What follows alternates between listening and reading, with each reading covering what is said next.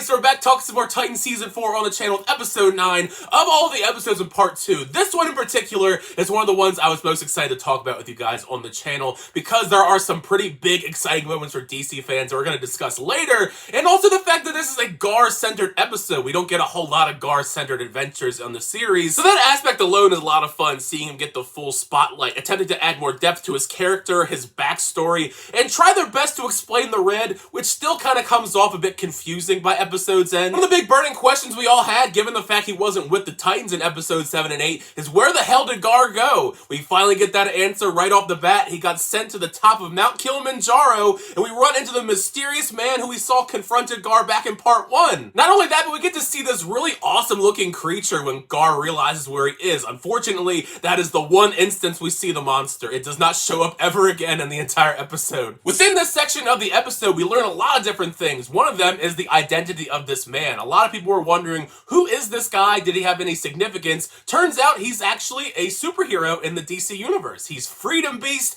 not a super well-known character in the continuity of all DC comics, but a character that fits well with the narrative surrounding Gar, given that he's also connected to the Red. It's great, I suppose, that Freedom Beast attempts to explain to Gar and us, the audience, about the Red and his connection to it, even if I still think for the most part it comes off mildly convoluted. Seemingly this thing called the Red that Gar's connected to is a thing that connects all animal life to our universe and many other universes as well. The best way I could rationalize it, it's an animal multiverse of sorts, and Gar is the person who's the most connected to that source, even though everybody's connected to it. The most fun component about Gar and the way that he's using the Red really is the way that he's jumping between all these different universes. We see that a whole lot in this episode. Once he drinks that special potion that Freedom Beast gave him, it's just crazy all around. Multiple different Gars, flashbacks to his childhood. He's talking to the Titans, but it's very obviously the older Titans because Raven's hair is a different color. We even get a cameo from Jinx, which did bum me out because it does confirm the fact she's dead, which I still am angry about. We finally had Jinx get into full costume, and she gets killed in like 3 seconds at the end of Part 1,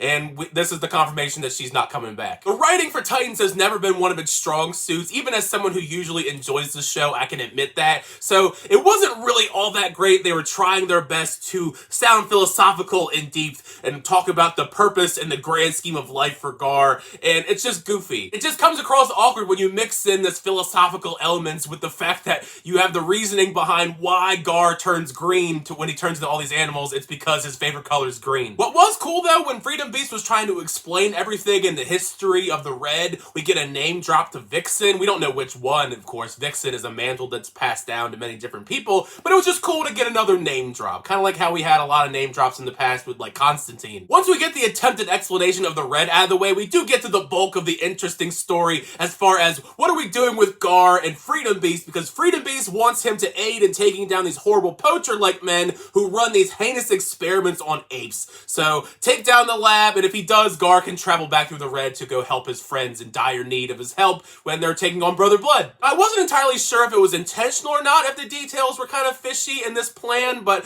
I noticed a big red flag here, at least to me, is that they're at the very top of Mount Kilimanjaro. Keep in mind, that's like 19,000 feet in the air, and you have these soldiers come in and try and fight them. Not to say the action sequence itself was bad, it was okay, but you gotta think, they're up 19,000 feet in the air. It probably is going to take you days to get up there or come down from Mount Kilimanjaro, and they have no problem getting down the mountain pretty much in the exact same day. There's always the excuse that they have superpowers, so that could be how they get down there quickly, but they're in a car when they drive down, so I have to assume they drove the entire time, which still would take days to get down from the top of Mount Kilimanjaro. But I don't know, maybe that's just me nitpicking. I just found that to be very bizarre and the first red flag for this entire situation. Regardless of that fact, Gar and Freedom Beast sneaking into the lab to take on all these people is one of my favorite sequences in the entire episode, and I think is one of my favorite action sequences that Gar has ever had in the entire series. It's pretty badass, and I wish that we had more of these sequences with Beast Boy transforming and doing all these different stunts. The entire fight, he's transforming between a gorilla, a bird and a tiger while fighting through this hallway. Sure, the VFX on this scene probably is the reason we don't see him transform all that often,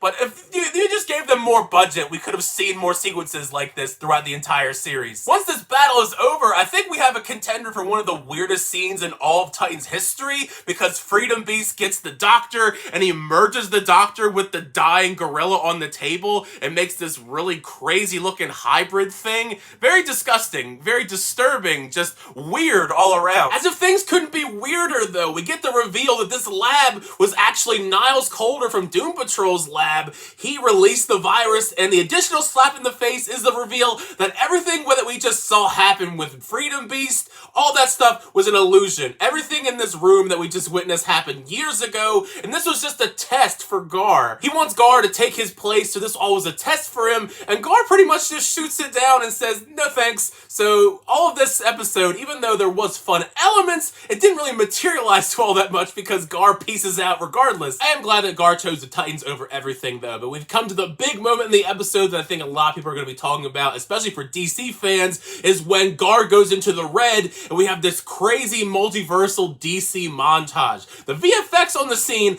definitely are rough. You can very much tell he is just in front of a blue screen, a green screen the entire time. Still, this is a really exciting scene for longtime DC fans. Whether you're a fan of the movies or the TV shows, they're all colliding in this multiversal scene. Grant Gustin's The Flash runs by, knocks Gar into another universe. We get the big cameo we all know is coming. Stargirl appears, which is great. Sure, not a lot really amounts from this conversation. Is very much just a goofy little side conversation. But still, as a fan of both of these series, it was great seeing them finally interact with one another. Brett Basinger is an awesome Stargirl, so it's kind of unfortunate this more than likely is going to be the last time that she plays the character on screen. But wait, there's even more DC cameos besides Stargirl in this sequence. It makes me wonder though, seeing this scene play out, what was the decision making behind who was going to appear in this or not? I have to wonder, just because some of them seem kind of random. Shazam pops up, Swamp Thing pops up, even Beast Boy from the Teen Titans animated series pops up. That one makes the most sense to me out of all of the bunch, but Shazam